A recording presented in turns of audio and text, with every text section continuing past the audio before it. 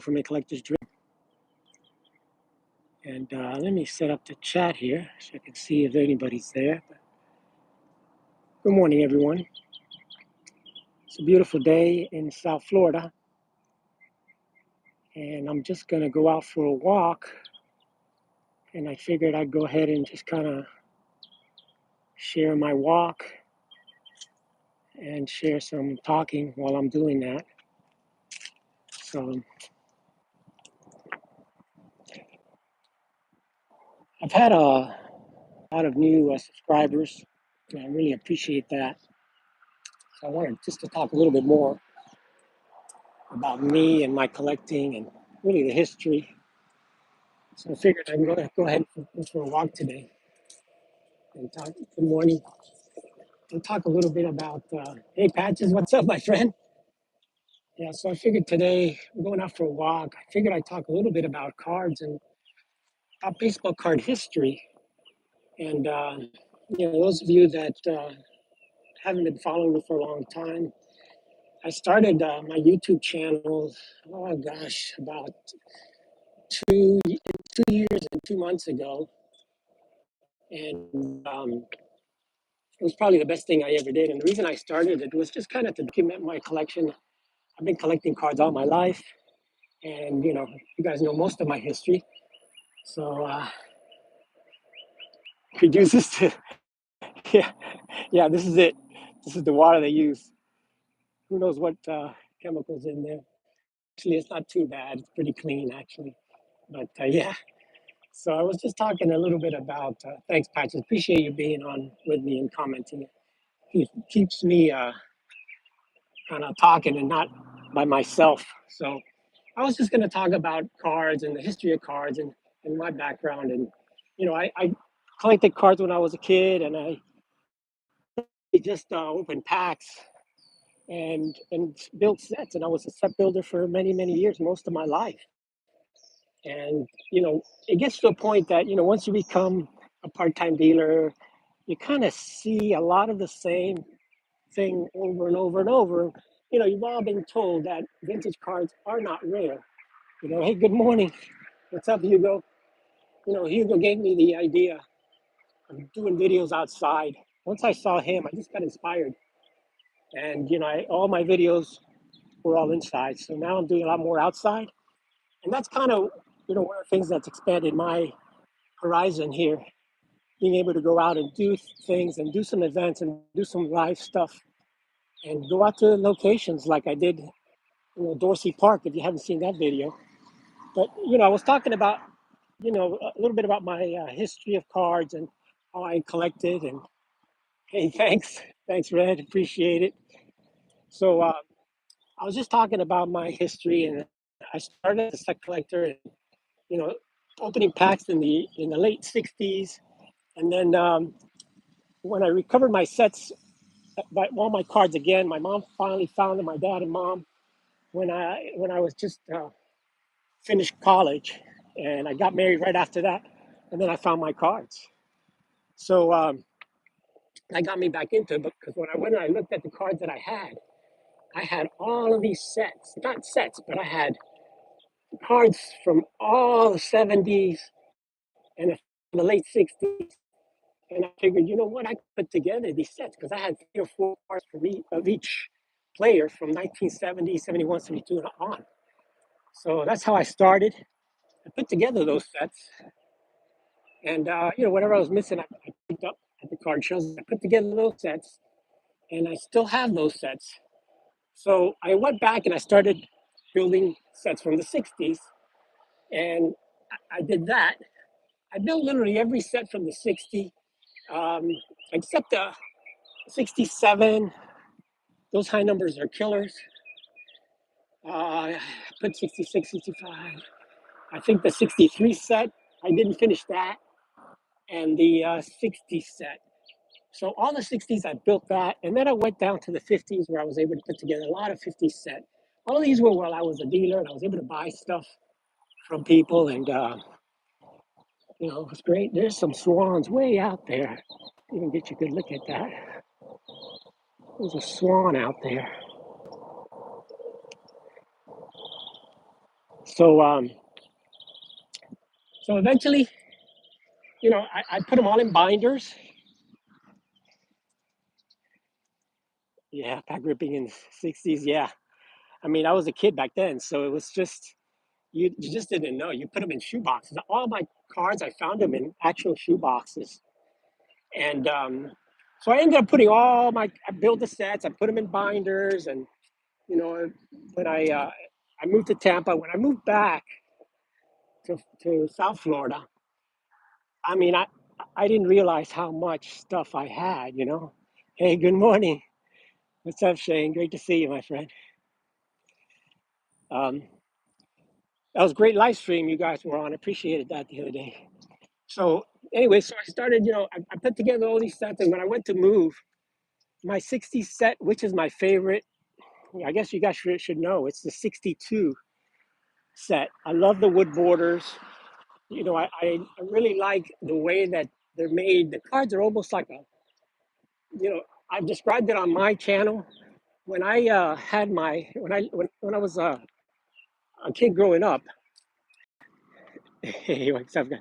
I lived in it was kind of it was a house, and then I lived in a converted garage. And the converted garage was paneled with that wood paneling on it, like they did back in the 60s. That wood paneling. Everybody remembers that old wood paneling. And and I used to put posters on the wall of the players that I liked. Those posters, like the 68 posters, the big ones and stuff like that came in the packs. So that 62 set just reminded me of my days when I was a kid collecting, because it has that wood background, like the paneling, and then that kind of poster feel that it's kind of flipping up on one side. So 62 is definitely my favorite set from the 60s. And as I sold my sets, I kept that one. Hey, what's up, guys? Thanks. Good morning. So anyway, as time went on, and I went and I built some sets from the 50s. I bought uh, a few collections and stuff as I went along, and I was able to put together some sets from the 50s. And so I put together the 53, 54, and almost the 55 Bowmans. The 53 tops, I put together most of that set. 54 tops, I did not. 55, 56, I had partial sets. And then for 57, 58, 59, I built the whole sets of those. So, but you know, my collecting kind of changed when I saw that I had so much volume, and I started kind of saying, there's so many players that I wanted to do my Mantle run, and those were getting expensive, and I wanted to collect some of the Hall of Famers, and I wanted to go into pre-war. So I started studying pre-war cards and just learning about them, and I went all the way back to the 1800s, and checked out all the old stuff, and really decided that the old judge cards were beautiful, but they were black and white. Even though they're actual photos, it was real tough to actually get photos, and that looked clear and nice. So when I look back at the 1800s, I fell in love with a Goodwin Champion set. It just became the set that was, I just loved it. I loved it. Yeah, I thanks. Yeah. So as I studied baseball card history, the history of baseball cards. Hey, what's up, Dre? Thank you for being on with me this morning. Appreciate all you guys. I'm just talking about my collecting history. You know, a lot of people, I've got a lot of new subscribers, and I want to thank every one of them. So I kind of want to go back. So anyway, I was studying baseball card history, and as I went back, I just fell in love with that Goodwin Champion set. It just became one of those sets that just was eye popping, And the more I studied it, me as in a printing, I was in a printing background. I just I looked at the Allen and Ginter, I looked at the Goodwin Champions, and I said, you know what? I'm going to attempt this set because it's only 50 cards. I figured, hey, that's going to, I've completed sets with, 72 top set and, things like that. 780 cards. I figured 50 cards shouldn't be that difficult. A 67 factory set. Wow. I didn't know they made factory sets back in the 60s either. I know that they did have the, the boxes, I forgot what you call them right now, the vending boxes. But I didn't know they had sets from the factory back in those days. So, so I went back and I fell in love with this set, the Goodwin Champions, because of the colorful set that it was, and it was so advanced at the time. And the more research I found is I found how they were made. They were handmade. It was the first real chromo lithography cards, and so I started collecting those. Hey, Jason. Hey, video guy. Love your video you did yesterday, by the way, my friend. Thank you. So I started collecting that, and that set, it's tough, guys.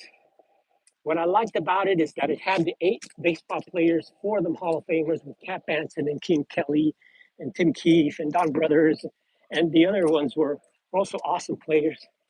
So I looked at it, and I saw that it also had, you know, it had the top athletes. It had the top boxers, John L. Sullivan, the original Jack Dempsey, Mitchell, a few other guys, and then it had some of the greatest athletes of all time.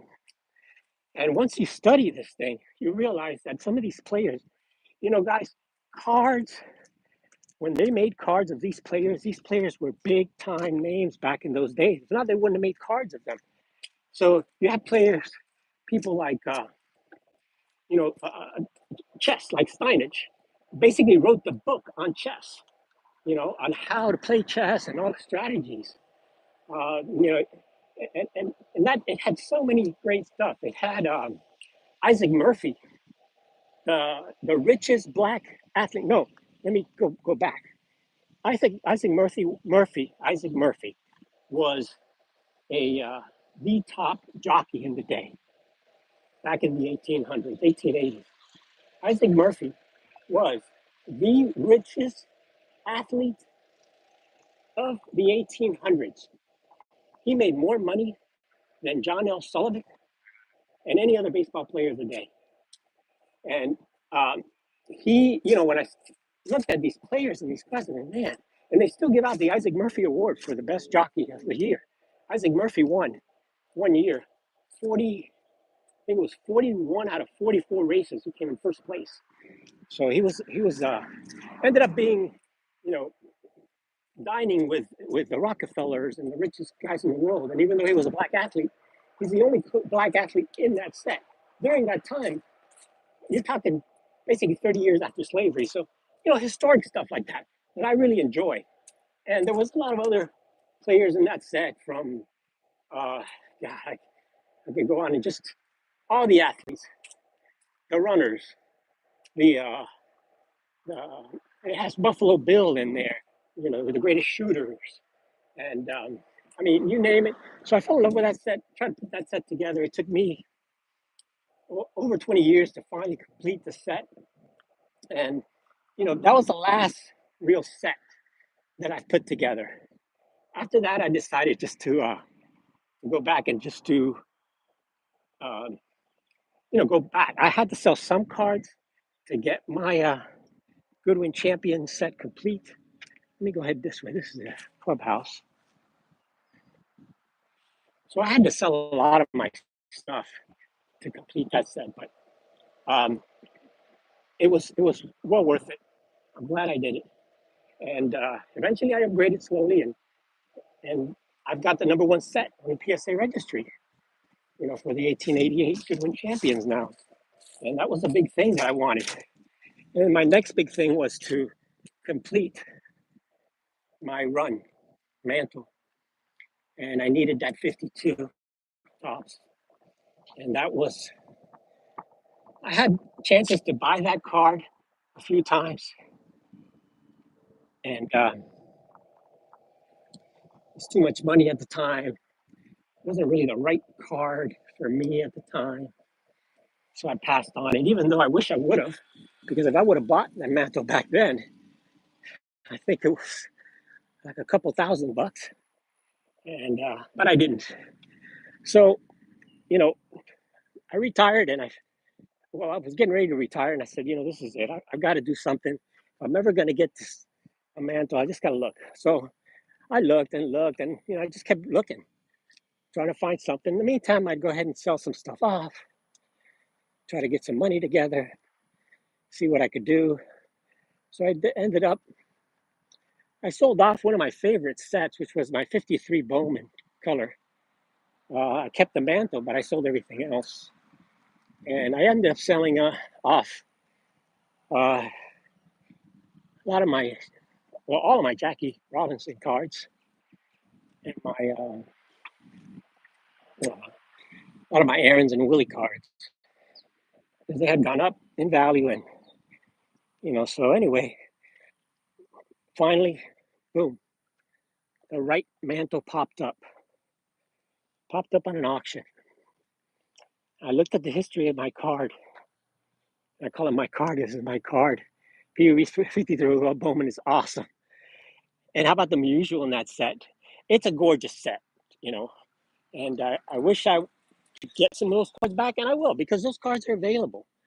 The thing with me is, I got to a point where I wanted to get cards that were not available, that were iconic cards, and that something that just stuff that my entire history of, you were trying to get for my whole lifetime, And what the hell, this is my time. I figured, what? I'm tired.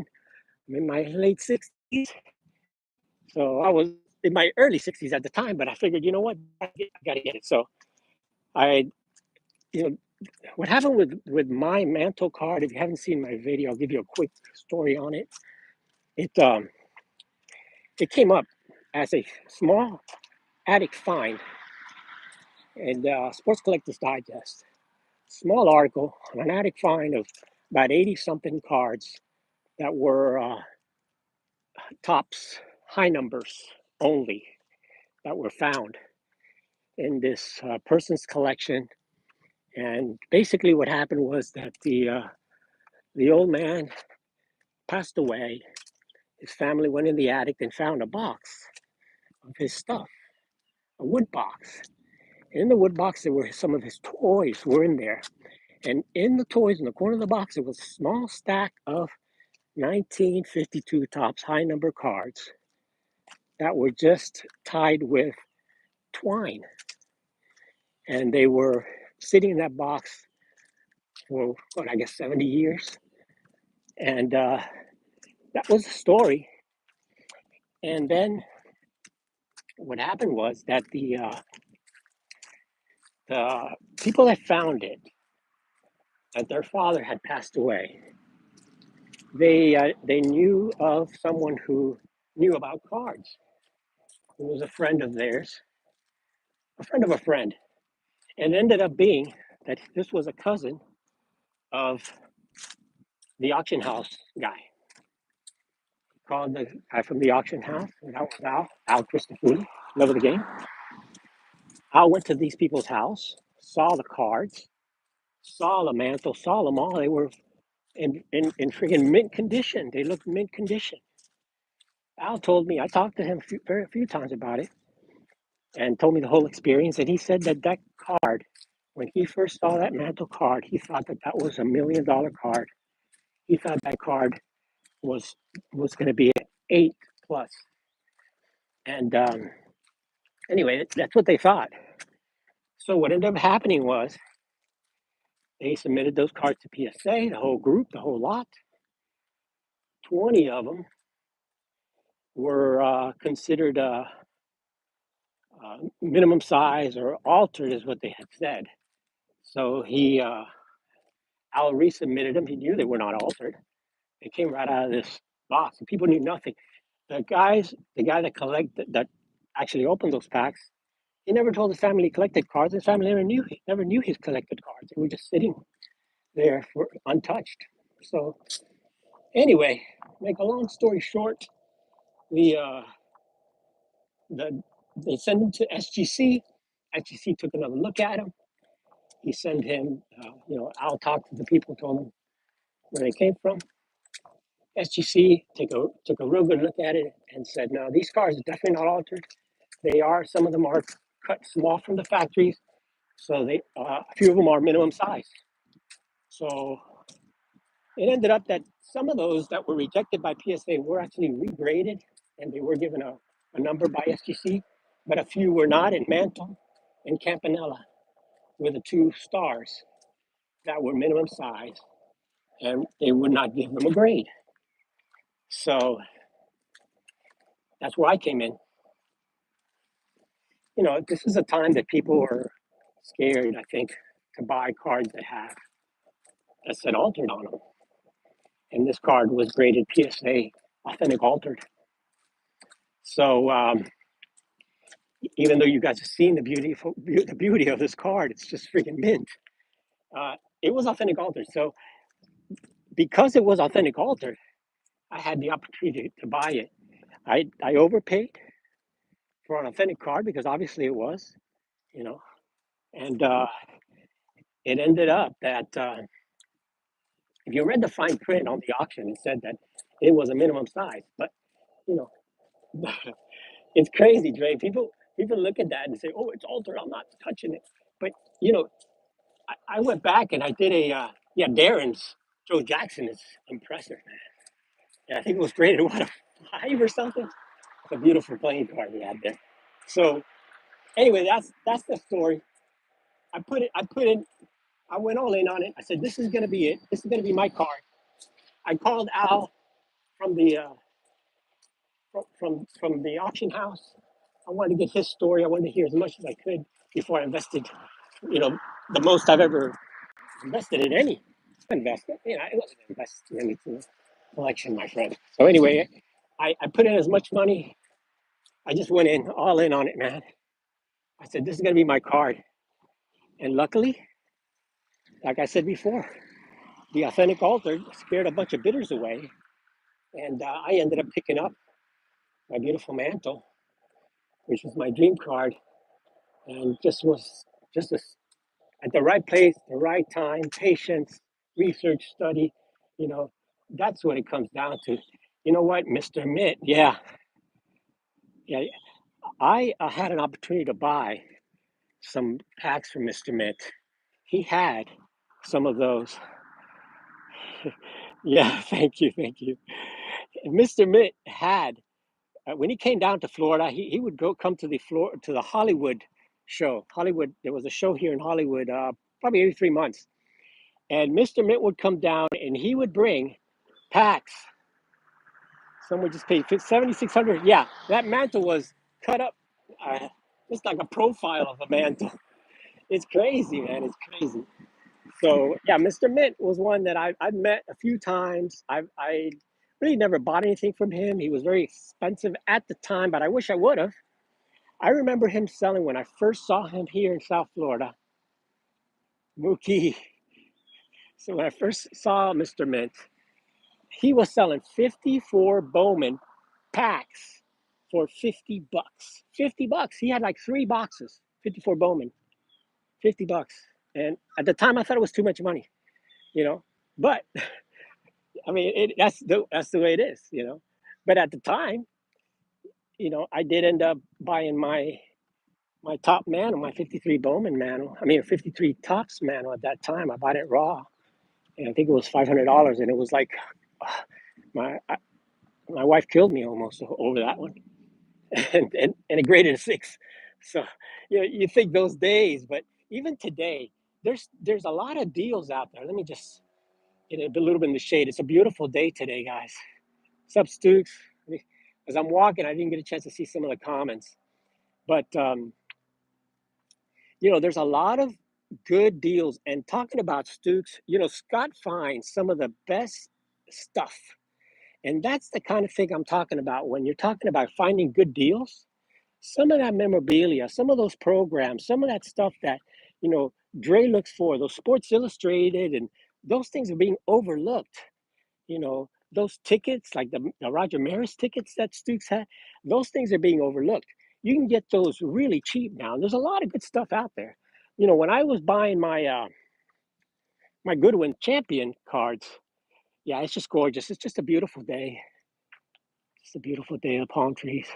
When I was buying my Goodwin Champion cards, I could buy basically commons for $50. Executive of Bally's.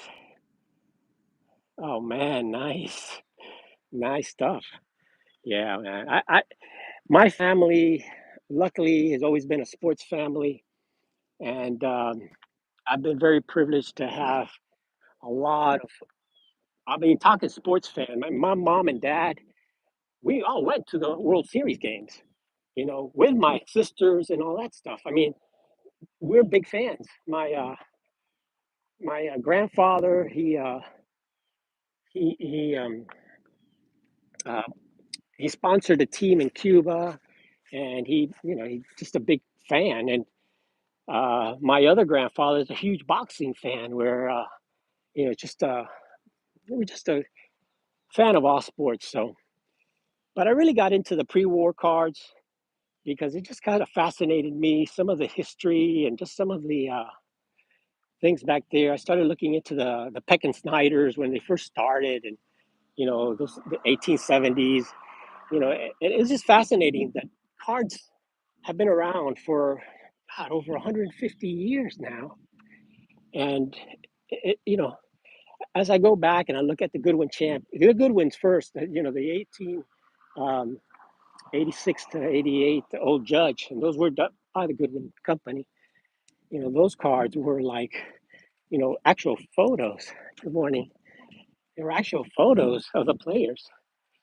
And so I don't know, it just fascinated me. And, from then I started looking into the other sets, the Mayo cards, 1894 Mayos, with the Cap Anses and all the players at the time. And then I got kind of a little bit into the old football and the Mayo football cards also, some of the old Dukes and stuff. There's just a lot of cool artwork and some of the old stuff that really fascinated me, you know. And I tried to pick up a little bit of everything, some of the rare stuff, like the Bryce Williams cards from 1903. Those were like the first tobacco cards that were actually, like real, like kind of like the ones that are the T206s by photos. And, that's a set. I'll be looking for some of those cards at Strongsville, hopefully. And if you don't know the Bryce Williams cards, extremely rare and undervalued because people don't know about them. But that's got the Christy Mathewson rookie. It's got a Hannes Wagner in there. It's got all the top players from the early 1900s. It's a extremely tough set. So I kind of look for that kind of stuff now, you know. And as I move some of my uh, current collection, from the 50s, 60s, I'm going to hang on to the 70s. Let's see. I'm just reading the comments over here. Thanks. Interesting stuff there. So my future collecting, I guess I'm moving, sticking with the pre-war, trying to pick up some rarer cards from the early 1900s. I wanted to pick up some of the big names, and I was able to do that. Um, you know, Sold a lot of stuff, but I didn't need the volume anymore. And it gets to a point that you don't need volume as far as me, since I am looking to retirement. I don't need a lot of volume.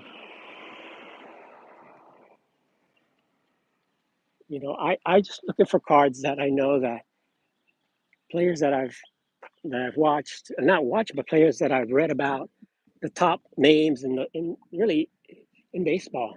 So I'm going for the big guys now. I'd like to pick up some Walter Johns, or at least one Walter Johnson. So my goal is this: two Hall of Famers, two cards for all the big name Hall of Famers. So, you know, two Ty Cobbs, two Christy Mathewsons, two of those. That's what I'm looking to get. That's kind of my plan. Sell off some of my 50s, 60s, whatever I got. I'm not going to sell my Koufax rookies and stuff like that, but other stuff, and kind of condense my collection. My goal was to kind of get to a top 100 cards and just have like 100, but I've just got so much, and I'm gonna have to do something like a 200 card thing. But that's kind of my goal, you know. Hopefully, I can continue collecting, and I'm counting on another good 20 years, 10, 20 years of collecting and narrow down so that I make it easier on my family in the future. I don't leave them with thousands of cards to sell. I leave them with specific cards and what to do with them, what they are, values, and stuff like that. So they know.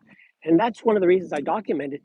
I started YouTube to document my collection so my family could see exactly what I had and talk about it so they would learn about it in case anything ever happened. It was right after my dad passed away. So it was a good opportunity for me to kind of reflect back on uh, my future, I guess. So it's a lot better for me personally. And, I'm not knocking anybody who collects sets. I was a set collector, I was a volume collector. I did so much for, hey, you never, ever know what cards are going to be worth. It's a beautiful day, Siggy. It's gorgeous here. It's just, South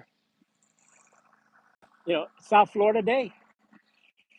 It's about 80 degrees here, and it's just nice. So I'm just talking about my future collecting and where I came from, Ziggy. So my future is basically, again, continue to whittle down my collection, focus on the big name guys. So I'm going to pick up two big cards from, the big name Hall of Famers that I can. And then players from the 50s and 60s, those are more readily available. So I'm going to pick up four of each. So that's kind of what I'm looking at. So, for example, going back to 1800s, best players in the day were Cap Anson. So I have two Cap Anson cards that represents my Cap Anson collection. I have King Kelly. I have two King Kelly cards. That's my collection for King Kelly. I got the Old Judge and I got the Goodwin Champions. And for the Anson, I've got um, the Mayo, 1895 Mayo, and I've got the Goodwin Champion. So, so for example, Ted Williams. I'd like to pick up a Leaf Ted Williams. I've got a few of Ted Williams already. I've got the 51 Bowman. I've got the one I just showed. I got the 57 Tops, which is the number one card. So I like to pick up another Ted Williams. Of course, I like to pick up Jackie. I sold all my Jackie cards. So I had to pick up a Jackie card here and there. And I don't know, the Leaf one is the one I wanted. It's too expensive right now, but we'll see what happens with that. And I want to pick up a Maze card, and I like to pick up the 53 Tops Maze.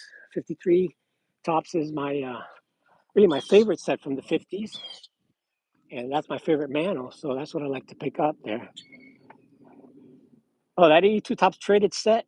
That's nice. Yeah. Yeah, I opened up that 82 Tops traded, and the problem with that is that uh, that Ripken is always off-centered.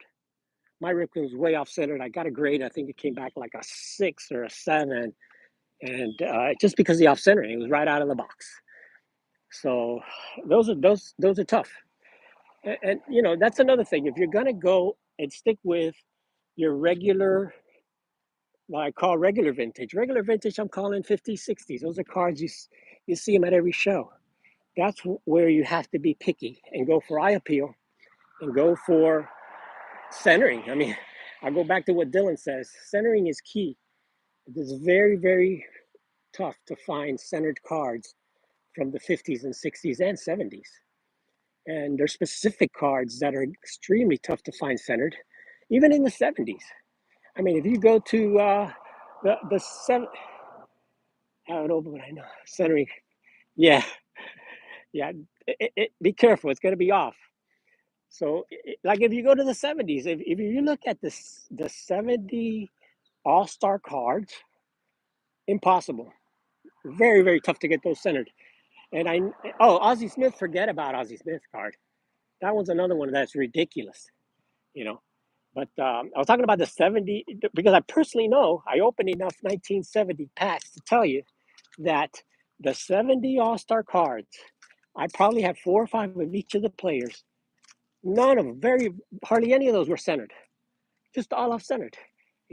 Another one that's tough to find, people don't even know, the 66 Hank Aaron.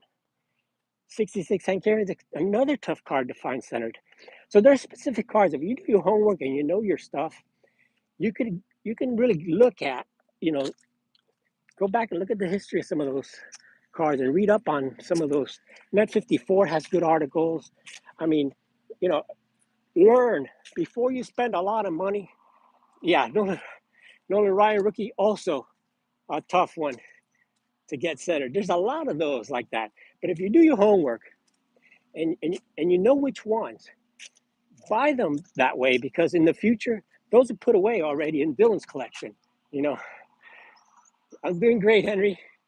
Doing great. Doing a nice little walk. What I enjoy. I like to do. So thank you. Good morning. Thanks. Hey, you have a great day, guys. I know a lot of you guys have to work, so I really appreciate you guys hanging out with me. But definitely, there are the key to collecting, guys, is patience and knowledge. Know what you're looking at. Know what you're going to buy and study that and say, hey, if I'm going to get into these cards and I'm going to spend all this money, I want to find out. There's a lot of ways to find out. And do your homework. If you're going to buy a specific card, read up on it.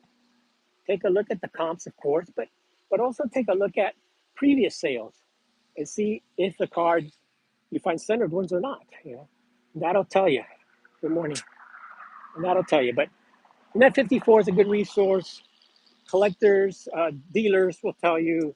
I mean, there's just some cards out there. The 67 Brooks Robinson. It's a high number. That's another one that's impossible to find, and it's tough to find, centered. Um,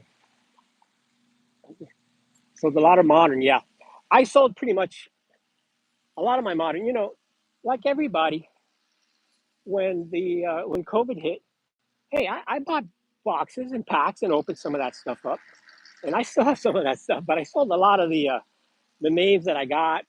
I sold whatever Acuñas and all those guys. I sold all those. I kept one, but for the most part, I sold to go into my vintage because I'm focused on stuff that you just don't see anymore, and that's kind of what I want to go for. And as I go to Strongsville, I'll go ahead and tell you a little bit more about what I'm up to here. So that's my collecting right now, and that's what I'm going to be doing.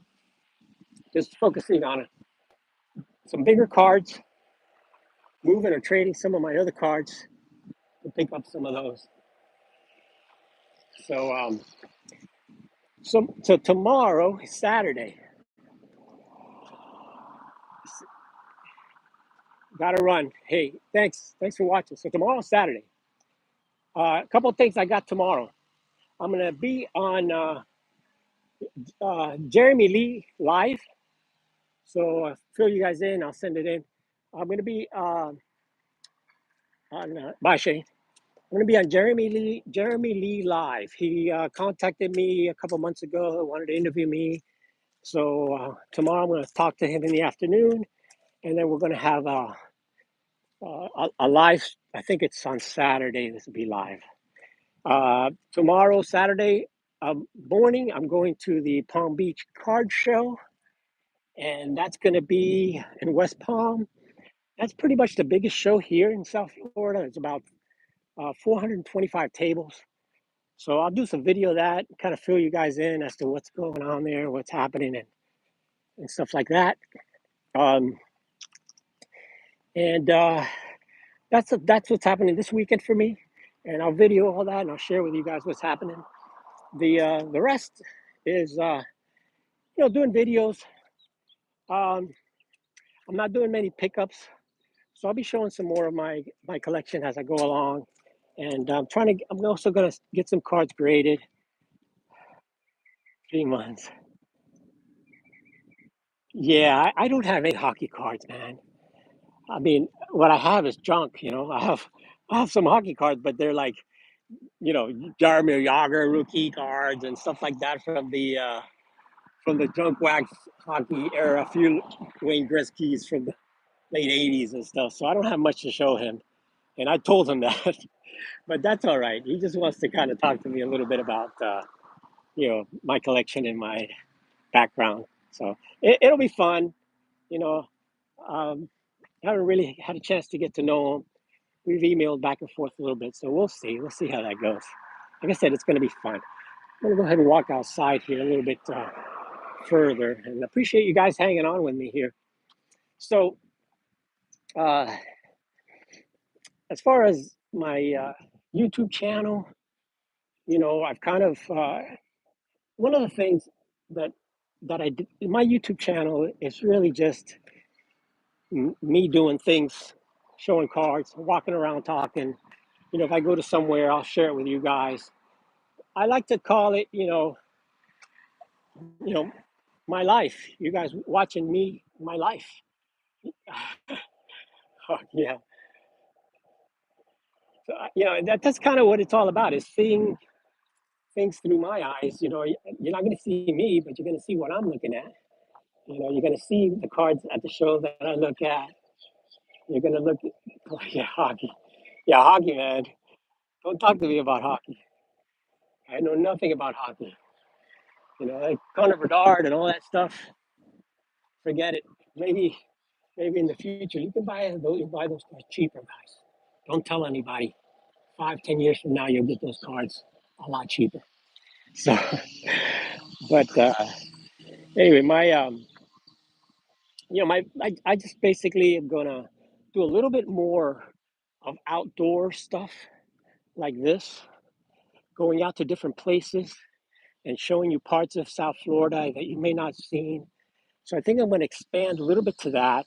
I mean, I'm not only going to I'm going to do cards for the most part, but it's crazy because so many people have dropped out of doing videos, whether, hey, Jim, great to have you on, Jim. Jim was, I'm telling you, thank you so much. I can't wait to meet Miss Diaz. She's awesome, and I love her Disney stuff. I'd like to see you, Dre, one day show her Disney collection on video. She's got a lot of Disney stuff, and I'd like to see some of the stuff she's got, her little toys and things and all that. So one day, hopefully, the woo. So no, I was saying that Jim was one of the first guys that I met. Good morning. Yeah. Jim, when I went to the National in Atlantic City, and I went to the Clarion, Jim was there, and I knew him from his videos, but nobody knew me when I went there. I had 200 subs. I was Mr. Nobody, and still Mr. Nobody. But anyway, nobody really knew me at all.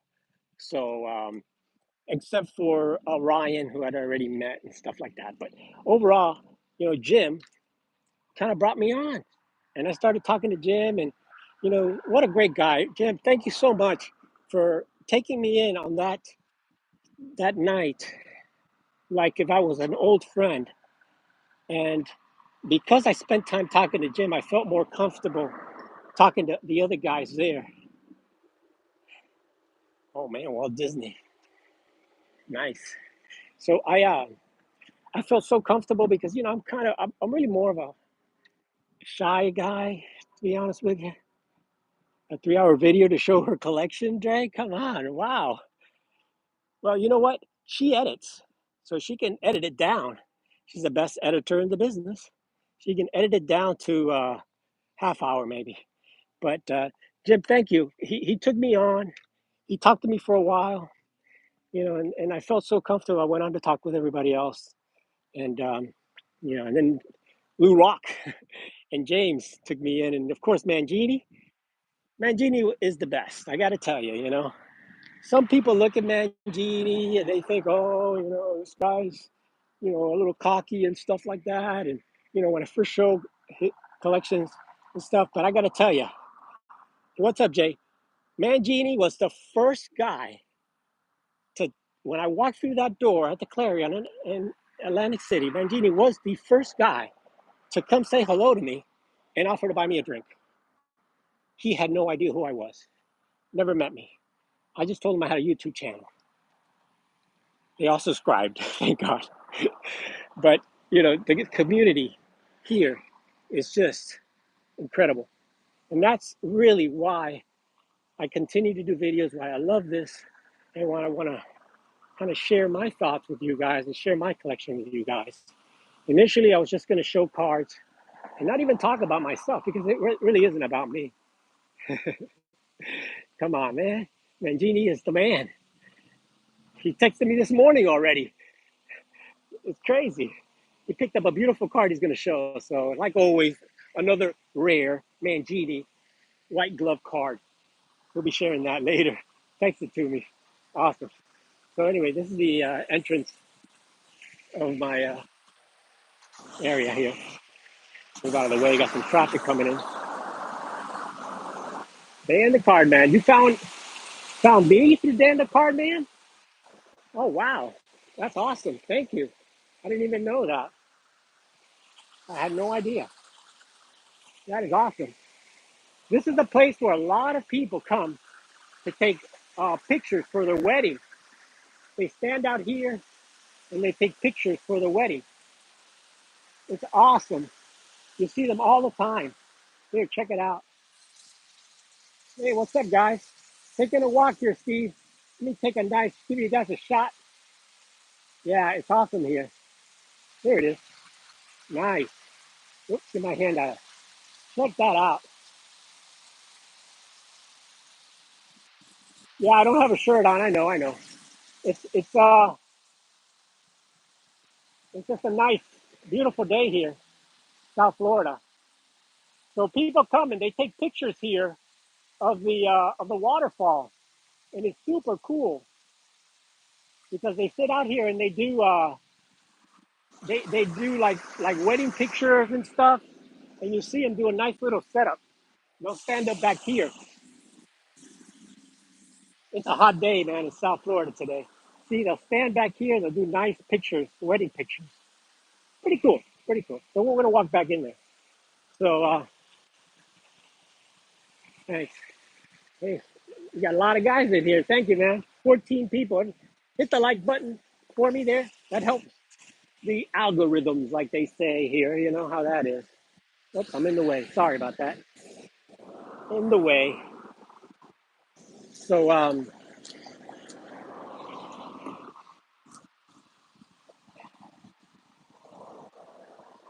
at the Avatar. No, man.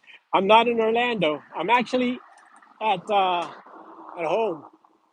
This is the entrance to my community, and they have the gorgeous, a beautiful waterfall rock creation that they made there. But doesn't that look like Disney though? And they have another one over here. Here, I'll share this too. It's a beautiful area that they did here. It's all man-made, but it's just really cool. And people come out here, they sit here, they just relax out here. I do that sometimes. So I figured I'd hang out with you. Hang out here. Got another nice little area. Looks like Disney though, doesn't it? So you can just hang out here, just kind of relax. I'm in Avatar Land. Let's go swimming. Yeah, it's just I I lived in Miami. Miami's very hectic. All my life I lived there, mostly near downtown area. But when I moved back to Miami, I was looking for a nice place where we can spend some time and relax and retire to. And this place was just they were being constructed, this neighborhood. So we built our house here 20 years ago. We're still here, and it's just a very nice, relaxing place to be. So I do my walks here, and that's why. Yeah, yeah. Yeah, there's a lot of places. You can sit down in any of these places. Yeah, you can sit down anywhere. You can just go right down here to the lake here and just have a nice, relaxing sit here. Just nice and quiet. Hey, check out the lake. Oh, Parkland is real close to here, guys. It's probably about a 15-minute, 20-minute drive from here, just north of here. This is a this is in Pembroke Pines, which is um, west of Fort Lauderdale. It's an area just off of I-75, and that also makes it very convenient. So I'm able to go to all the car shows. Just in 5 minutes, I jump on I-75, and from there I can go almost anywhere. So it's pretty convenient, and just a nice place to retire. So yeah, I'm gonna be going back to Orlando probably before then. Morning, probably before then. I um I usually go. I usually go to Orlando. You'll be there. Well, uh, you need to let me know when you're gonna be there. My sister lives in Orlando, so I usually go there every month or maybe every 2 months. So I'm probably gonna be heading back there next month again and meet up with some of the guys out there. So yeah, for sure, man. I missed Dre the last time he was here, but hopefully I can catch him and go to Disney and have some fun. But the whale's rib. No, I can't say I've ever eaten at the whale's rib. There's just so many places to eat. I usually like to go to Disney Village. There's a lot of stuff. It's free, and it's free parking, and it's free entrance. And I videotaped the last time. There's everything there. All the restaurants are there, and it's nice. Thanks, Jim. Appreciate it, my friend. It's true. It's true. So what you do, what all of these guys do for the hobby, these OGs in the hobby, man. I just respect them so much, and that's. I want to be like you, Jim, one day. You know what? I God, Dre, I don't know why you and I just think alike. Just this morning, I was thinking, what am I gonna do for my next outside video? And I'm thinking, hey, Steve, have a good day at work, my friend. Don't stress out. It's not worth it. Just relax, enjoy work, but don't stress out. But Trey, I was thinking, that what am I going to do? And I said, you know what, Cayocho is a beautiful place, and there's also a Cuban museum there that I could show, and I could share. And you've got also the Marlin Stadium real close to that. So I figured, you know what, maybe I could do a Cayocho, and I think I'm going to probably do that one of these days. Go down to 8th Street and do that. Yeah, the House of Blues. I saw that. I saw that. I videotaped some of that in my live stream when I was there. The House of Blues, and they got some cool stuff. They got the Belushi right in the front, like an actual little statue of him and stuff. So it's good. But definitely, Dre, when you come down here, I'm probably gonna do A Street by myself. But hey, look, there's Coconut Grove, which is a beautiful area. There's South Beach, which is incredible. And now it's spring break, so probably don't want to go there now. But I will tell you, there's a lot of security, a lot of police officers. They've really cleaned it up, and really all of South Florida has gotten really really safe and clean, and that's a great thing to see. So yeah, I definitely want to go down to South Beach and maybe do something there. I want to maybe do something in Cayocho, Marlin Stadium. There's so much history here. Um, I mean, God, it's just so much. I got to go to my old high school, Miami Senior High. That's the oldest high school in the state of Florida. And that's where, God, I can't tell you how many Hall of Famers and players have actually graduated from that school, you know? Um, so I want to, there's a lot to see, there's a lot to do here in South Florida.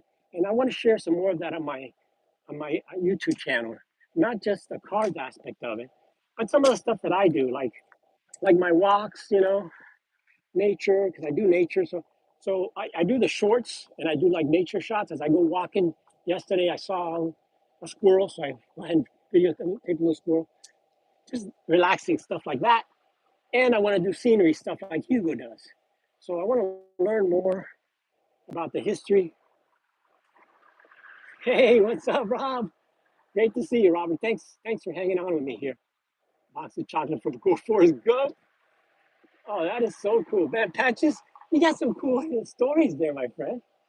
Got to share some of that with us one day. So here's some of the nature stuff I like to share. See, here's that little bird there. Check him out. Kind of in the middle of the street here. So I'll watch the video, some of this stuff. It's going around on me here. It's going right around the tree. Check it out. I'm trying to videotape it. And it keeps going around. I'm going to get it. Where is it? Oh, I think it flew away. Yeah, so I follow the birds and stuff and videotape a bird. That looked like a carpenter bird. It had a red head. Red. So so I'm gonna do more of that on my channel. I do a little more live streams where I go out to places um, and do stuff like that. Talk a little bit about history, a little bit about that. I do cards, of course. I always have to get the cards involved. And I'll try to show cards inside a football helmet. Oh man, you guys are crazy. Anyway, but yeah, get a video, man. I should get a video. So let me head back on this street over here. Head back this way. So, God, I've been talking for an hour already. Yeah, it has been. It's been great. So, my so I was talking about cards and talking about some of the stuff that that I'm kind of looking for. And um, I'm going to get some cards graded. I'm hoping that I'm going to see if SGC is at the show tomorrow, and I'll drop off some cards there. Yeah, I've watched history through cards. Yeah, yeah, he's great. I like him. I like what he talks about. He definitely goes for obscure players and cards. And yeah, he's a good guy. I followed him. I commented with him. You know, I don't know. I wish he'd speed up his videos a little bit, but you know what? I do the same thing sometimes, talk too much. But he's got some great stuff. There's just some great people out there. And I'm going to try to do a little more history. I originally wanted to do, like he does, a couple players, talk about them, share the history on that. And sometimes you get away from that. You start just kind of showing cards and look, this is what it is, but you don't really talk about what that player accomplished. Well, yeah, where are you from, Patches? Where are you at? What city are you at? So, so I'm going to get back to talking more about the player. You know, so many good, like Terry, TJ Mack does that. That's why, I love those channels. Not just the ones that say, look what I got, this is what I paid for, what a deal. I want to see the card and I want to hear about the player and I want to know a little bit about, you know, the person because that's why you collect. You collect, we're collecting pictures of men on cards. I mean, that's what we do. So we should at least know who we're collecting. I mean, you're going to collect Hoyt Wilhelm. Well, what do you know about Hoyt Wilhelm? If you know nothing about him, don't collect him. Learn about the guy. You know, players like that. They have great history, great players. But if you have no interest in them, just because, oh, wow, this card may be worth some money, you're eventually not going to look at it, you're going to sell it. And that's what happened to me when I put together all the sets, and I had so many commons. And yeah, some of them are nice. I keep some of them, but for the most part, you know, am I going to a ball game? No, I'm not. I'm going to tomorrow. I'm going to the card show, and I'm going to do an interview with Jeremy Lee. Fred, Fred said for learning about him. Hey, there's got to be Fred Sanford. Fred Sanford, all these players. There's a lot of players like that that people don't realize. And they all have their stories. You know, everybody talks about players like Eddie Wakus. Now everybody knows Eddie Wakus, but people didn't know the story of Eddie Wakus in the past. Yeah, the baseball player. Yeah, yeah. But yeah, there's the other Frank Thomas baseball player. People don't know who that guy is. There's a lot of players out there that if you do stories on them, yeah, researching and learning, Jim. That's the key, man. That's what makes the hobby so much more fun. You know, I did a story on Johnny Vandermeer. Who knows Johnny Vandermeer other than he pitched two straight no hitters, the only person a record never be beaten. But yeah, anyway, this was the natural. So Johnny Vandermeer, nobody knows about him, nobody collects him, but you know what? I have some cards. I have his autograph. I met him, and I researched him, and I realized that God, this guy's got a lot of history. You know, I mean, he knew Babe Ruth. They were friends. I mean, there's a lot of stuff behind these guys that you never really know. And it's the same with, you know, oh God, I mean, you name them. There's a lot of players like that. I did a video on Virgil trucks, fire trucks. You know, on him. Nobody knows who Virgil Fire Trucks was. I had an incredible fastball. He was, and a great nickname. Fire Trucks. So got his autograph. I met him, and then I researched the guy. I said, God, this guy was what a great history. A lot of these guys have great histories. A lot of them were veterans. They went to the war. I mean, they contributed so much to us, and it's when I show my cards to people who don't know about cards, I talk about the player. I don't. Everyone first thing is how much is that card? Oh, well, I talk about it. This is so and so, and this is what he did. This is why. And this is why he's on a card. This is what he's known for. This is why he's famous. You know, and then people don't know think, ooh, that must be an expensive card. No, he's just a common player. But when you know the history, it just makes the card more valuable. It's maybe not to the people, but to you, because it's just kind of, I don't know, it makes it more personal, I guess. You know, and yeah, it's incredible how these guys were just you know they went out to war and they came back and they gave everything for their country. Yeah, Rob, I'm going to need you to be my personal assistant. I'm getting a little popular, I guess. No, not really. But hey, my problem, Rob. I've told you when I can't say no sometimes. Some of what I've been trying to do with my channel over the last year. Yeah, Eddie. Yeah, yeah. Document these heroes. Let the future generation know what's going on. You know, I mean, nowadays the players they look at these guys as heroes, but what have they done as far as being a hero? What have they done for the community, for the country, for us, for people? You know, Ted Williams, he fought for freedom. These guys were just, they were beyond baseball players, like Jackie, beyond baseball players.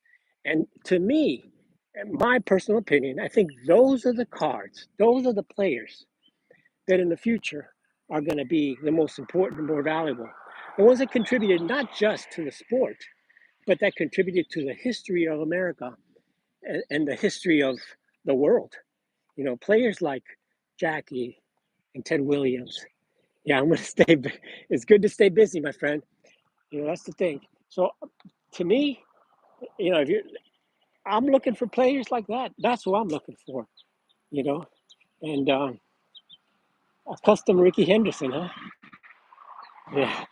So that's what I'm looking for. I'm looking for players that really have special meaning, you know, to me, and those are people that have done something more, have gone above and beyond.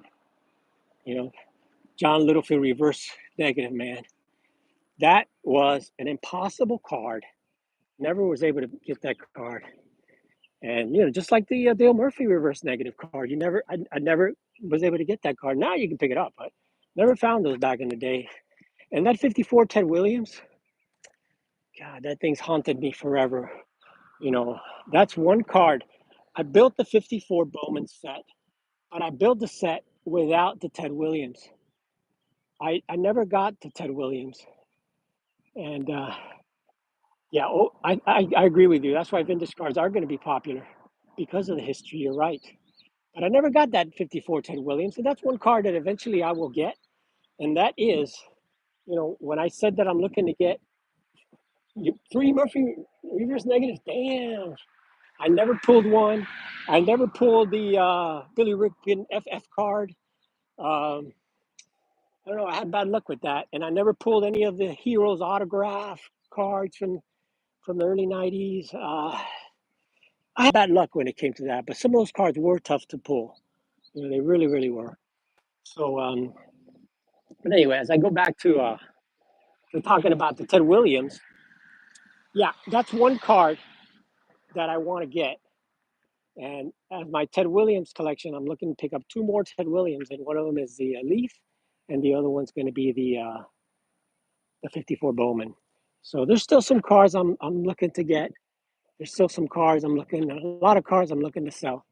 So eventually I'll develop my collection and try to keep it to about 200 cards total.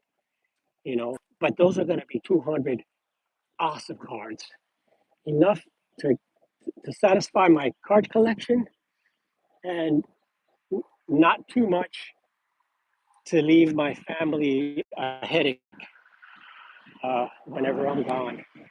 So that's kind of my goal. And we're loaded with errors. Wow, man! And back in the day, it was crazy because when I was a part-time dealer, you could buy directly from Tops. Back in the early '80s, I had a direct account with Tops, so I would buy cards from them directly. I wouldn't buy a lot. I'd buy a case of each one that came out, and I'd go ahead and break it out, build my set, sell the rest. I'm doing great, my friend. Thank you. Scrapbook Boxing, appreciate it. I'm gonna share some boxing cards one day. I've got some really, really cool boxing stuff that I need to do a video on one day.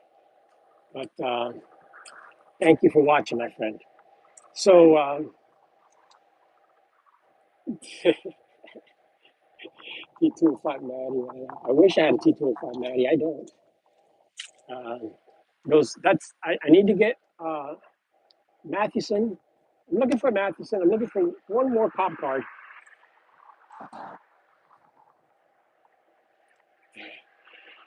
So your printout, huh? Thanks, man. I love to see you guys in the chat. Appreciate that. So so let's see. Anybody speeding here? No, no speeders in this area. So tomorrow is going to be a big show at West Palm. I know there's going to be some big time dealers there because they come in from other states. 425 tables at this show, and it should be really, really good. Oh, really?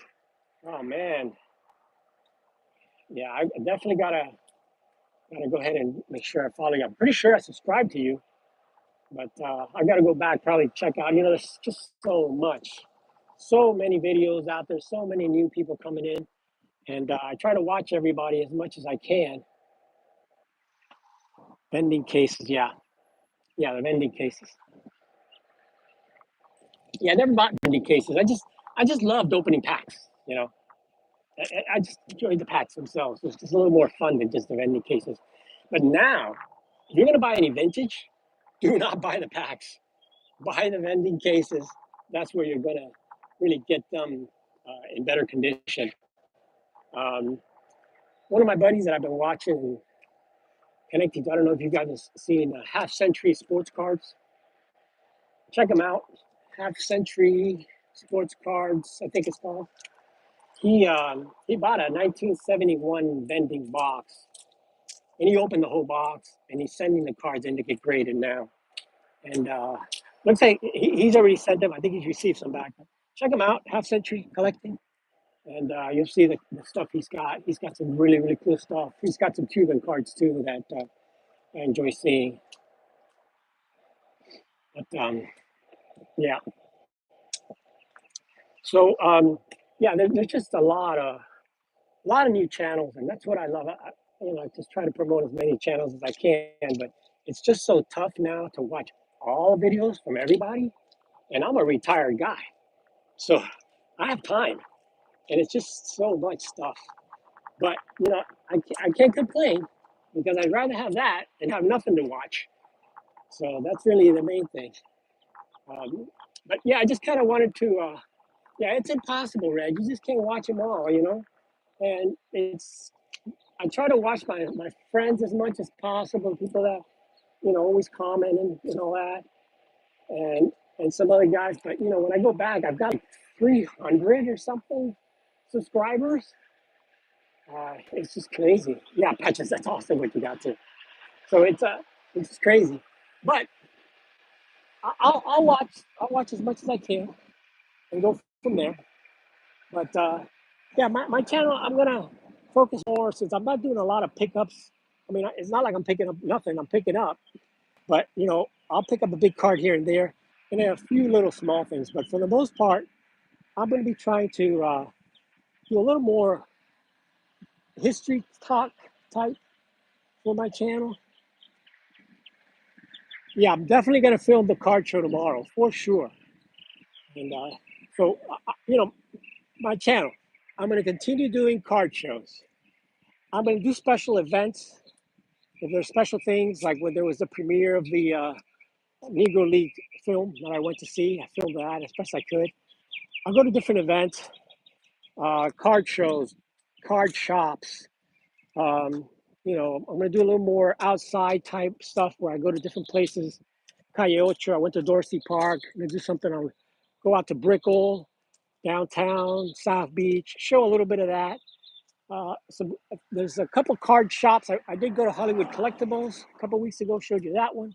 So I'll finish up with the card shops, and then I'm going to show some more of my cards because I got to go back and look through some of my older sets and see what I've got there that I can grade. Because eventually I'm going to sell off some of that stuff, keep some of the higher graded ones. But I'll go through that and I'll share with you, as I go through there, exactly what I'm going to sell, what I'm going to keep, and I'm going to start selling more cards. So there's some birds here. Let's take a look at these birds here, see what they're checking out there. So I'm gonna, I'm kind of, thank you, Jim. Appreciate you watching that. It was awesome standing on the mound, knowing that Satchel Paige stood on that same mound and pitched to Josh Gibson. I mean, just knowing that and standing on that mound, it's just incredible to know that the history that was in that place and the other places. So yeah, those are some of those birds that fly. They fly from up north. But that is definitely hollow ground, and it's just yeah,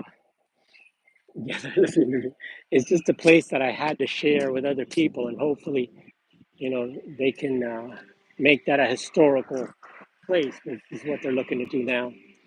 So, I'm going to go ahead and do that. I'm going to be doing interviews because, like Rob, Commenting Collector says, I can't say no to some of those interviews. So, catch me on Jeremy Lee Live on Saturday night. I'll go ahead and post that. And I will do a card show video, of course, of the show. I'm expecting to meet some people there, some other YouTubers. 5 minutes, disbelief. Nice find, my friend. So I tried to contact some people to see if they would join me for the card show. Unfortunately, Some of them couldn't make it. Talked to Ryan at Breakout. He's trying to save up some money there because he spent quite a bit. So he says he's not going to go to that show. Um, my friend, Cuban Card Collector, one of them's not going to go. The other one may go. A couple other YouTubers I've contacted. So we'll see.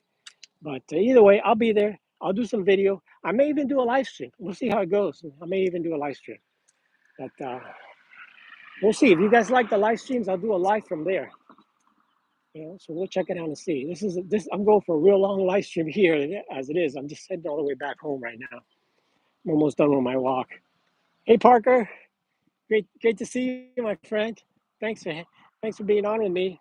I've been talking about card collecting, talking about my channel, talking about what I'm going to be doing in the future, and that's kind of it. And I yeah, maybe we'll do that. Thank you. Appreciate it, Parker. Thank you, my friend. Yeah, I was just saying I'm going to be doing some more live streams, doing some more outside stuff. Miami, South Florida. And, anytime I go to Disney, I'll do Disney and stuff like that. Different events. I went to the first market out there in Parksdale Farm. So, my YouTube channel is going to be probably 80% cards, and the rest is going to be just visiting places and telling you about different places. Because of Hugo, I was inspired to do some outside stuff. And hey, it's great, especially in South Florida. You can do anything at any time. It's getting a little cloudy today, but it's about 80 degrees. And it's going to be another gorgeous day. And you know what? This kind of stuff, it keeps us thinking about, everything but the politics and all the crap that's happening out there. Eli Howard standing for 8 minutes. Nice. Man, you got some good stories, Patches. That's awesome. I'd like to hear that. Great stuff. But, I just want to, there's a lot of stuff happening in the world, which, nobody wants to deal with. Nobody wants to talk about it because the bottom line is us, me, you can't do anything about it but vote. So that's it. I'm going to vote, and that's all I can do. Don't worry about politics. Don't worry about the world. Don't worry about that stuff because all you're going to do is stress yourself out. I started watching the presidential thing first 5 minutes. Forget it. I had to shut it off.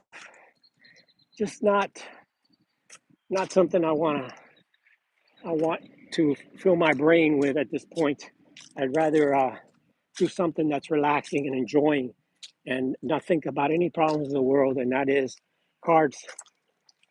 Cards put you in another world. They put you in a place where you just feel like the main reason I collect cards, hobby, all you worry about is the knitting or whatever you do. Some people just, whatever it is. Uh, yeah, sports car radio. Hey, I was on it. I was on watching sports car radio too. Yeah, for sure. But yeah, I was commenting on that too, and that gets a little out of hand too because it gets to a point where they're just talking about the same thing over and over and over, and it's just kind of okay. So I caught that for a little while in sports car radio. I love those guys, but I could only handle so much of them. After about half an hour of that, just kind of have to move on because it's just it's only so much I can take.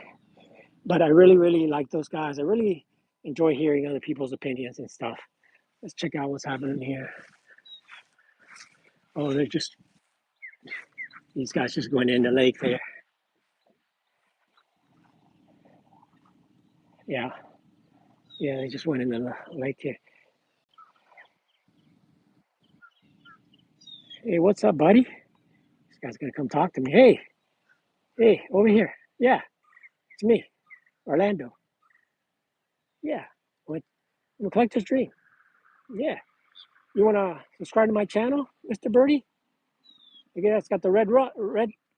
It's like red rum. Yeah, watch out for gators. Yeah, there are gators, but I haven't seen them actually. Not here. Just talking to this bird right here. Yeah, really, that is the truth. Oops, where am I? Sorry, guys. Get you guys back on screen there. Okay, here we go. Yeah, that thing can be mean. Those little birds, believe it or not, they come at you. There's a couple of them down there. They'll come at you. There's a lot of birds out here, all different birds. What are you collecting, bud? Birdie? Birdie, what do you collect? Ah, there he goes. Oh, what? What? Yeah, Mangini likes those. Yeah, say hello to Red there. There you go. They're collecting Larry birds. I love it. I love it. Let's check out this bird. This guy's fishing over here. Check this guy out. Oh, there he goes. Not happy. I got too close. Got too close to that one. Oh man. But you see how peaceful it is here? So that's, to me, that's similar to collecting cards.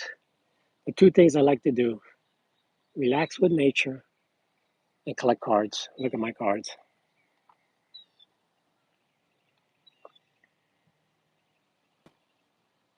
Mark the bird, Fidrich. I'm just relaxing here, guys. It's just peaceful.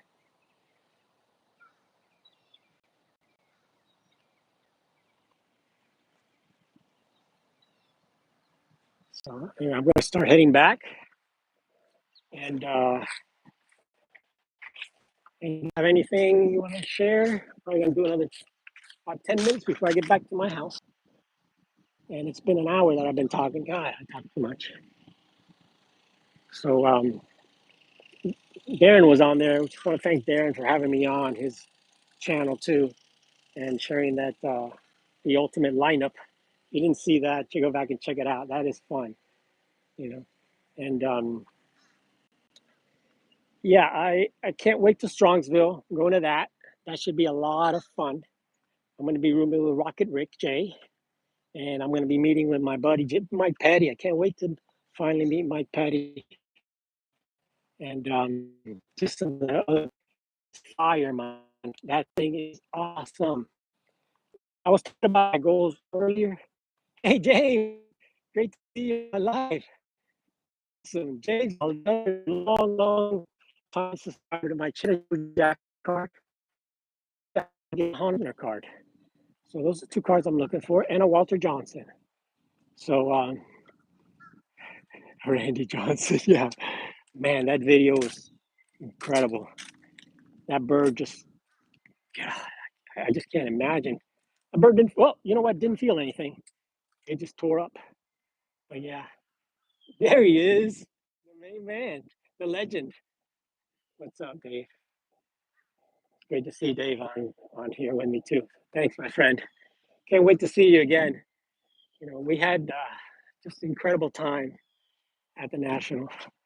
Yeah, that does. I talked about my earlier. I talked about my goals, and basically, I'm going with the goals of Adam, Splendid Sports, which his goal was to collect 4 cards from the Hall of Famers. You know, because yeah, thanks, man. Because I'm not going to get the run. I mean, you're not going to get. I'm not able to get runs of all the players at this point. Rusty stop cards out there. Yeah, you know what? I probably have some. I do have some rusty stops because I've got a few sets, complete sets still. But yeah, I mean, I'm going to be probably just collecting 4 cards of people like Ted Williams and Stan Musial and Willie Mays and Hank Aaron. Those guys, I don't need the whole run. I'm going to pick the 4 favorite cards of each, and that's what I'm going to go with. And then when it gets to the older pre-war guys, like the Ty Cobbs, I like to get 2 cards of these guys to have a couple of cards, of Ty Cobb or Walter Johnson, stuff like that. And that's kind of it. I'm going to end up eventually selling my sets. What I'm doing right now is going through and try to grade some of them because it's funny. Yesterday I got a text from, you collect anyone because of their name that just, well, yeah. I mean, when when I was younger, I mean, Orlando Cepeda was uh, was the one that I liked because he had my name, and Le Grand Orange, Rusty, yeah, and a Cuban player, Orlando Pena. He was the first major league player that I ever met. So $3, that's a Mangini card. So yeah, I do collect. I do have some cards with my name on it. Not too many players are called Orlando, and I even have a Propaganda Montiel card that the guy's name is Orlando on it. So I have that too. And but for the most part, those are kind of, you know, I guess little token cards that I'll keep there, and I'll always have some of those. But I'm going to be selling a lot of it eventually, and a lot of my autograph postcards too. I have just some duplicates I got to get rid of because I definitely got to build up some funds here to get to Strongsville and for the national. So that's really my plan. And I am going to take some cards to the national. I mean, to Strongsville to trade over there or sell. Orlando, yeah, Orlando Cepeda, Orlando Cabrera. Yeah, that's right. That's right. There's not too many. Orlando's not a real common name, but there are a lot of players with that. Dick Pohl, yeah. Oh, come on. Don't start with that now. Good Jim. Oh, yeah. If you're gonna start that, there's a lot of those players like that. You might as well just go ahead and start collecting the Star Wars card of the error Star Wars error card. That's a pull card right there. But Orlando Hudson, another one. Yeah, yeah. Hey Dom, thanks for being with me, my friend. Saw Dom on live stream the other day. That was great to see him. Smokey Burgess, yeah. Pie Trainer, yeah. Those are all great names. That's why I like Virgil Fire Trucks. There's some good ones, man. Yeah, man. No snow here. No snow here, Drew. This is it's nice out here. It's a little cloudy here in South Florida, but it's 80 degrees. See a little cloudiness today. It was a little clear earlier, but it's cloudy today. Orlando Hernandez, El Duque, yeah, for sure. And Levon. Yeah, Orlando Hernandez. That's another great one. Thanks, Tom. El Duque. Yeah, James. Yeah, I just was doing my walk and I said, you know what? I'm just going to start talking a little bit about my collecting history and then what I'm doing. The CP3. Yeah, the C3PO. That's the one. That's the one. Do you believe it's necessary to collect 4 or 5 variants of specific player? No. 80 degrees. Yeah, 80 degrees. It says it's going to be 85 degrees today. But yeah, me, I'm getting to a point where I'm really, yeah, there is it. Where I'm getting to a point where I'm just focusing on a small, select few cards of select players. You know, none of that other stuff. I'm going to really probably sell a lot of my newer stuff. Yeah, spring break is coming this weekend or this coming weekend here. But what they've done here is they've put a pretty heavy police presence here, and they are not allowing people to park on Ocean Drive, which is the main drive there. So it's become, a lot of the spring breakers. Rumor is they're not coming to Miami. They're going probably to Fort Lauderdale this year because there was too much of a hassle. There was like a little shooting here last year, so it's pretty safe actually right now. There's a guy that does live streams that I watch him sometimes. Here he did walks on Wall Street. If you've ever seen him, he does different walks, and he actually did a walk. Hey Hodges, good to see you, Brian. And he actually did a walk on South Beach last night. I watched a little bit of that. I hope to find a marathon in Florida to run. Yeah, there's, you know what? I There are marathons here. There's a few of them, and there's some of them that are going to be coming up soon. And I I don't know if I can't run the marathon. I could definitely walk a marathon. I could jog it. I could do the marathon. I believe I can do the marathon. Um, but I can't run it all the way. Run all the way. So that's kind of it for me. I deal with work stresses. Yeah, you can't think about work stress, man. It's just too much. Too much. You know. That's why Mike Petty. Yeah, that's why I whenever I get stressed, I pull out my cards. I mean, that's pretty much it. So I'm almost home now. Petty, I'll run with you too, my friend. I'll run, but I don't think Petty can run. He can't even run this street. I don't think.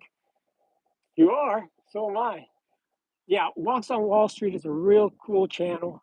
I like to listen to his opinion. He's a real estate guy and he's an investment banker type guy. But he has a house here in South Florida, so he comes down here and does walks in Brickell, South Beach, stuff like that. So I kind of watch that sometimes. And yeah, don't break a sweat, Mike. Yeah, yeah. I just did. I just walked the 5K right now. What do we got? 92. Yeah, I just walked 5 miles, a little more than 5 miles today. And I try to do that 3, 4 times a week if I can. Um, you know, sometimes when I'm not doing a live stream, I'll jog a little bit. But other than that, that's about it. So, guys, I'm getting to the end of the block here, and I think I'm going to have to end this live stream pretty soon. So let me go ahead and go up to my Porsche out there. No, not really.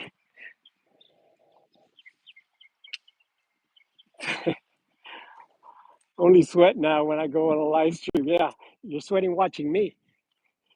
But yeah, so yeah, I'm pretty much done. What I'm going to do is going to go ahead and end the live stream. I'm actually going to let me head over to. I'm going to go to my. I'm going to the backyard, guys. Sneak into the back to my backyard. I'm not going to show you guys exactly where I'm going, but I'm going to my backyard. I'm just going to hang out a little bit out there. But anyway, guys, I appreciate you guys being on with me. Thank you so much.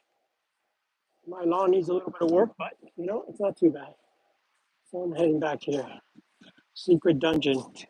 Yeah, I'm going to go ahead and sit back here with you guys a little bit, talk a little bit more here. All right, there it is, my secret dungeon. My secret dungeon, guys. Don't tell anybody where I'm at. This is a private area. So that's where I'm at. Don't let anybody know. So I'm sitting down, taking a break here.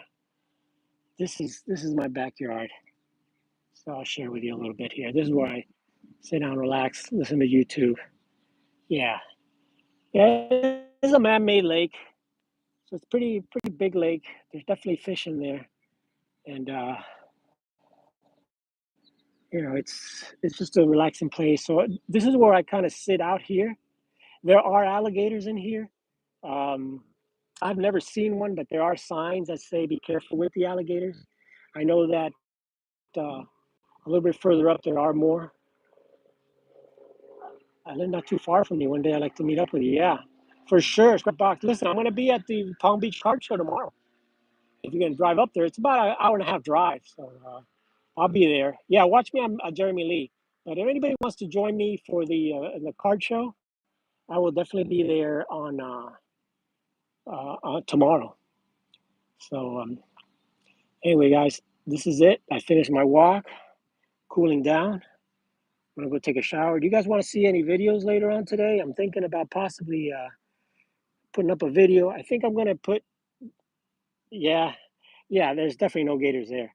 I think I'm going to go ahead and show the Star Wars cards that a friend of mine gave me. And that guy had the most incredible Star Wars collection I've ever seen in my life. He had an entire room full of Star Wars. I mean, full. Not only did he have all the figurines and all the comic books and that, but he had actual props and he had actual film from an actual film, a roll of film from the movie. He said he had the actual bar, part of the bar that was used on the scene, one of the scenes there. That I mean, I asked it if he would allow me to film it. And he didn't really want me to film it, but I'm hoping I see him next time, and I'll share that one with you. But the most incredible Star Wars collection, and that's the best thing about YouTube is that you get to meet all of these collectors and all of these guys that have some incredible, incredible stuff. And I'm going to see a few of them actually pretty soon, and I'll let you guys know. I've got a couple Cuban collectors that have not shown their collections, and one of them is probably the biggest Cuban collection I've ever seen.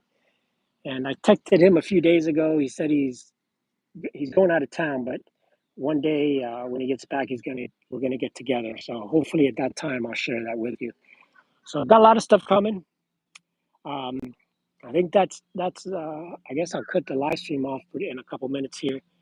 But thank you everyone for watching. I'm gonna go ahead and take a shower, and then I'll go ahead and probably do a little video this afternoon for you guys. And then tomorrow I'll do the video of GI Joe. Yeah, yeah. I got so much stuff, Patches, that my dad collected model cars, and that's his collection. And he's probably got about 100 of them he left me, and I haven't shared those. Which one day I will. But anyway, I'll do a little video later on, and then I'll do the video of the card show tomorrow. I'll be on Jeremy Live probably tomorrow night, and then we'll see how it goes at the card show. I'll share some of the pickups if I get some pickups. So thank you again, guys. I really, really, really appreciate you watching. It's just been a fun walk and talk, and it's just a beautiful day in South Florida. Maybe a little rain later on today, but we'll see how it is. So thanks for watching, guys. It's Orlando from Collector's Dream. Have a great, great day, and enjoy the hobby. And don't take things too seriously. It's a hobby. It's fun. So make it fun, guys. Thanks for watching. Have an awesome, awesome day. This is Orlando from Collector's Dream. Appreciate you guys. Love you all. Have an awesome day. Thanks for watching.